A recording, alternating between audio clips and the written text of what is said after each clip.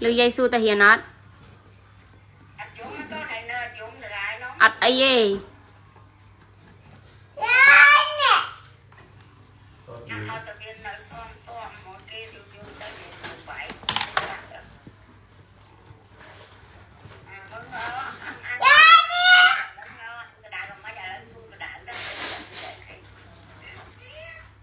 đang ăn á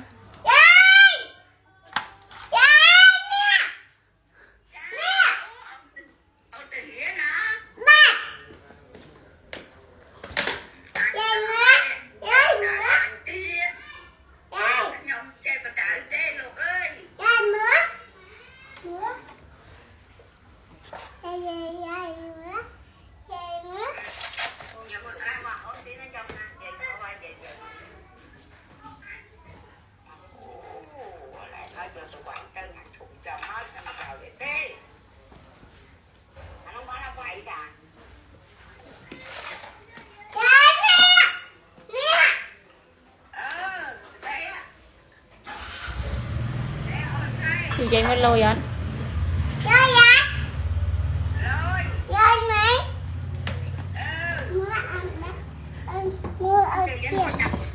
lên đi má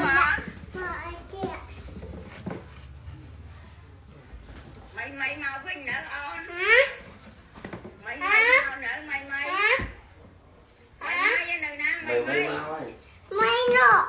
mấy nó tem mười mấy đó mau với nhau mà đầu mình của sói con đặt ta không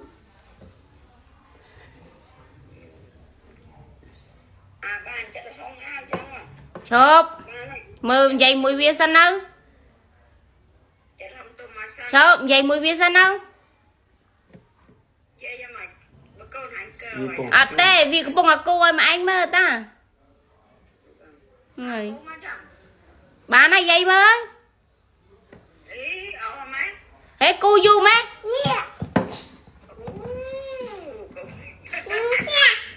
nắng tia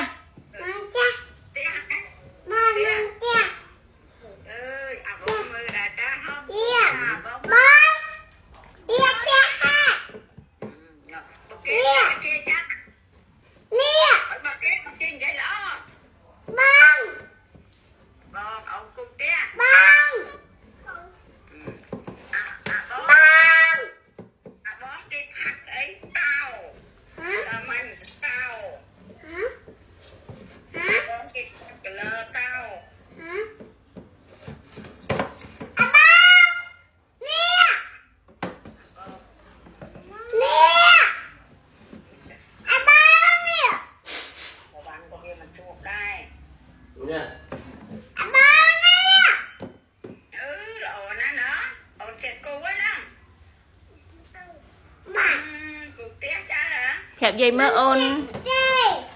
phẹp dây mơ thay dây ôn cho hiền ơi ôn đặt dùng ê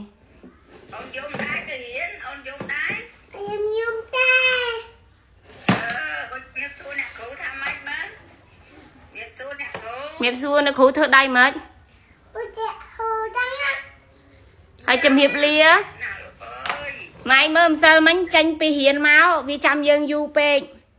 hay mai ơi kia tự do dân ở toàn tự do đọc pe tứ vì ao giờ rồi y là mai đóng chun vì mà te hồi tới y nông sư tha anh chẳng chào anh score te ớt vì tha ôn score miền nào bên nom y là mai nông mà đo mục te mồ ấy phật mấy nắng nhâm nom vì đào ta mà đom te phơi nó ngay vì chừng năm mai mới chết rồi nè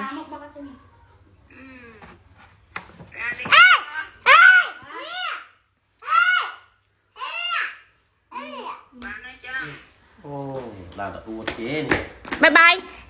Bye bye. Miệp lia dây xanh.